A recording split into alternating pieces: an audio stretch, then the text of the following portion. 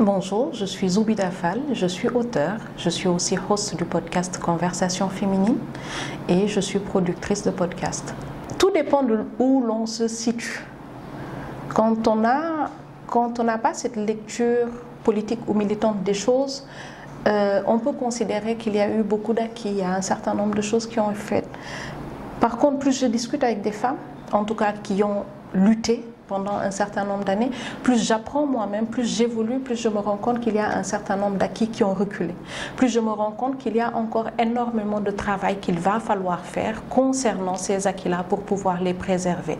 Aujourd'hui, notre situation, globalement, si on doit regarder de manière systémique, encore une fois, pas de manière individuelle, elle n'est pas forcément reluisante parce qu'il y a encore beaucoup de travail à faire. On en est encore à se battre, entre guillemets, juste sur l'aspect, on va dire, famille, travail, et alors que c'est censé aller beaucoup plus loin que tout cela.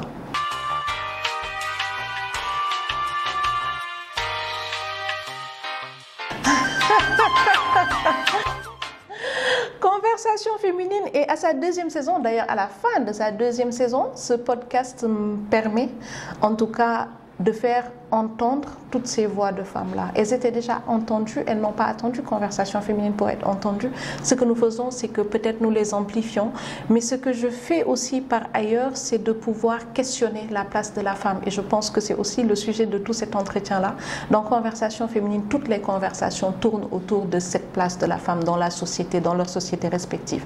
Nous arrivons à la fin de la deuxième saison et nous avons le livre Conversation féminine où on a sélectionné 16 conversations, 17 femmes, qui paraît à partir du mois de décembre dans toutes les librairies un petit peu partout dans le monde, et on continuera à avoir ces conversations, à amplifier ces voix et à continuer à questionner les places de toutes ces femmes-là.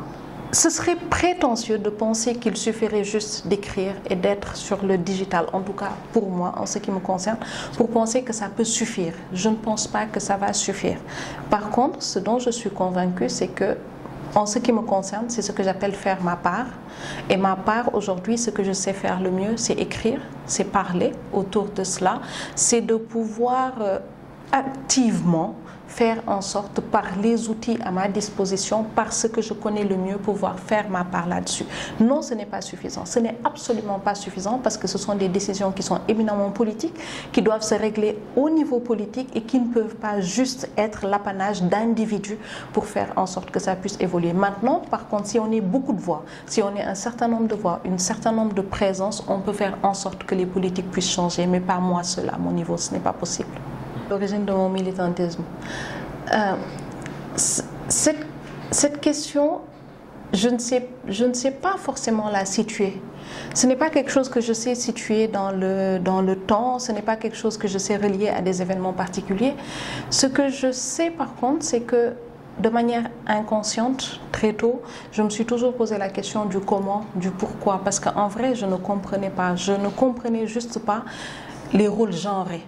Pourquoi tel pouvait faire ci, tu ne pouvais pas faire ça, et que la seule réponse qu'on puisse te donner, c'est parce que tu es une fille, etc.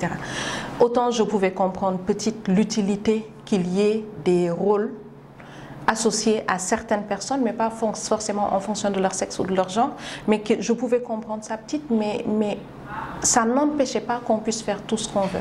Après, en évoluant avec le temps, en lisant beaucoup, en étant beaucoup plus consciente de ce qui se passait autour de moi, vient maintenant la partie de prise de conscience sur les inégalités, la partie de prise de conscience sur des oppressions systémiques, la partie où on se rend et on est conscient.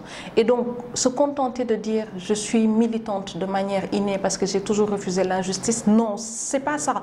Parce que pour arriver à un certain point de militantisme, il faut une prise de conscience de cela. Il faut pouvoir déterminer cela et comprendre ce pourquoi on se lève le matin et ce pourquoi on refuse un certain nombre de choses et on le refuse pour autrui aussi. Mais je n'ai pas d'événement précis ni de moment précis.